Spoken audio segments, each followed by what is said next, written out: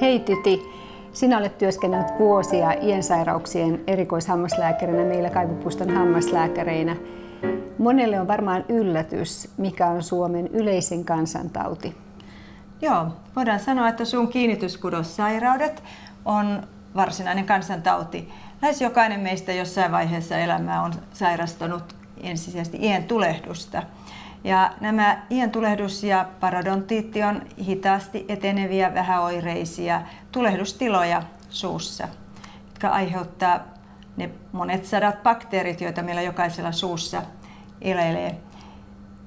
Ja iensairaustahan on varmaan yli 70% jossain hampaissa meidän väestöstä. Että se on tosi suuri luku ja se olisi aika helposti hoidettavissa kuntoon ja tulehdus pois päiväjärjestyksestä. Mitenkäs se tehdään?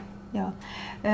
Kiinnityskudossairauksien onnistumisen avain on varhainen diagnostiikka. Se täytyy löytää mahdollisimman aikaisessa vaiheessa, jolloin muutokset on palautuvia ja kudokset saadaan ennalleen. Ja siinä tapahtuu niin, että tehdään mekaaninen puhdistus, ne bakteeripeitteet, jotka sinne suun hampaiden pinnoille on kertyneet, niin poistetaan ultraäänilaitteilla ja käsiinstrumenteilla ja luodaan näin olosuhteet potilaalle, että potilas pystyy itse hoitamaan kotona sitten tätä suun terveyttä erilaisilla välineillä, sähköhammasharjalla, hammasväliharjoilla ja niin edespäin. Eli itse voi vaikuttaa siihen tosi paljon. Kyllä, hoidon jatkuvuus on tärkeää hammaslääkärin kanssa ja seurannassa, mutta itse kantaa sen vastuun sen suun terveyden ylläpitämisestä ja suun puhtaana pitämisestä. Niin, se on siihen huippukunto urheilijalla. Niin hammaslääkäri antaa siihen niin sanotun omahoitoreseptin, miten se tehdään. On paljon potilaita, jotka eivät ole koskaan saaneet tietää, miten suu täytyy puhdistaa. Ja se räätälöidään jokaiselle oman suun mukaan, niin kuin kaikki muukin. Tämmöinen räätälöity personal training. Joo.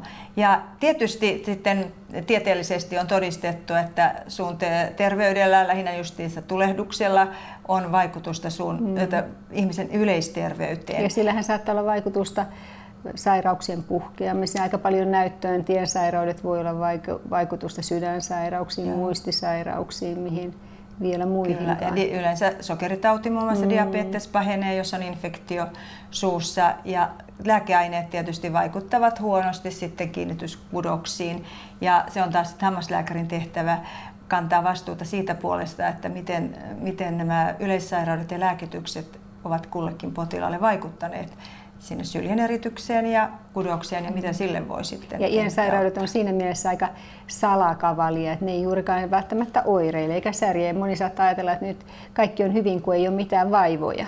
Joo, näin on. Sen tähden ihmiset yleensä hakeutuvat hoitoon enemmänkin lohkeamien ja kovakudossairauksien myötä. Kaiken hoidon perusta on se, että kiinnityskudokset ovat hoidetut, koska kaikki korjaava hoito täytyy tehdä näin sanoo kovalle parodontologi, että se on kaikkein tärkein asia. Hiekan päälle ei voi rakentaa, kaikki täytyy tehdä kovalle, terveelle kiinnityskudokselle. Alustalle.